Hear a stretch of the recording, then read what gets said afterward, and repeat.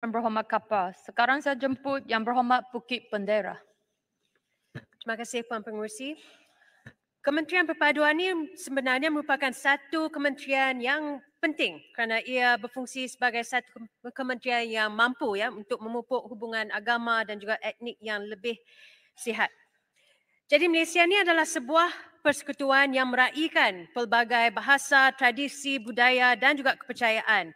Dan di sinilah setiap orang perlu sedar bagaimana membesar dalam persekitaran sosial yang berbeza boleh mengubah persepsi seseorang tentang maksud patriotisme dan juga nasionalisme. Dengan izin. Jadi bagi rakyat Malaysia, perpaduan adalah berasaskan dengan kepatuhan kepada 5 prinsip rukun negara. Dan kerana kita sudah mempunyai institusi ini serta perlembagaan persekutuan yang memperincikan hak kita sebagai individu yang menetap di bawah persekutuan yang sama, maka tiada satu pun organisasi, persatuan mahupun individu yang dibenarkan untuk menggunakan retorik cetek untuk menimbulkan perpecahan dan juga syak wasangka. Jadi saya ingin cadangkan supaya Kementerian Perpaduan dapat meneliti semula peranan rukun tetangga supaya bermain peranan yang lebih menyeluruh dalam hal memupuk perpaduan di kalangan masyarakat, terutamanya untuk menarik golongan belia. Saya juga ingin pencerahan untuk butiran 0200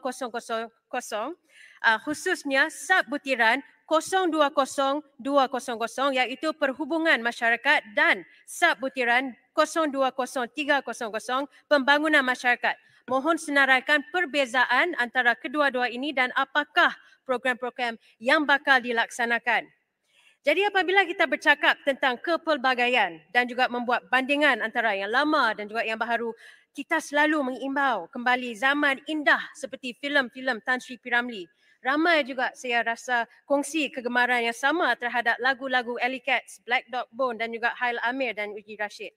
Jadi untuk memupuk hubungan antara etnik dan agama yang lebih erat, saya percaya TV awam, stesen radio dan juga media sosial dapat digunakan untuk spread dengan izin dan juga terima kasih dan juga menentang mesej kebencian dan juga menyebarkan kata-kata empati, hormat dan juga betapa indahnya menjadi rakyat Malaysia. Jadi Kementerian Perpaduan telah pun memperuntukkan sejumlah 1.86 juta ringgit untuk perhubungan masyarakat. Jadi adakah kementerian mampu salurkan bajet itu untuk pembinaan negara melalui penggunaan televisyen dan juga radio?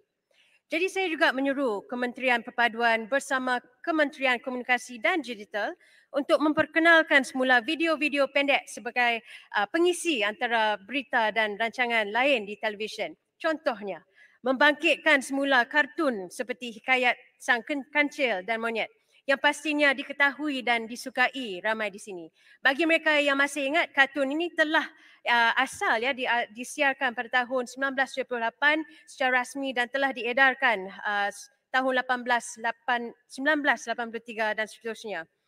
Jadi, tema kartun-kartun ini sebenarnya bagus kerana tema ini berasal daripada peribahasa tempatan dan dapat juga mendidik rakyat yang lain mengenai kekayaan bahasa Malaysia kita. Jadi di samping itu, kebangkitan semula lagu-lagu patriotik dapat juga menjadi satu permulaan yang baik. Contohnya lagu-lagu yang menyentuh perasaan seperti Setia, Sejahtera Malaysia. Ada juga ramai antara kita yang masih lagi ingat Dikir Barat RTM yang pernah suatu ketika dulu memesan rakyat Malaysia bahawa AIDS berbahaya, AIDS pula mengancam manusia. Jadi Jabatan Perangan dan juga RTM mempunyai pemuzik-pemuzik yang berbakat ternyata juga di Parlimen.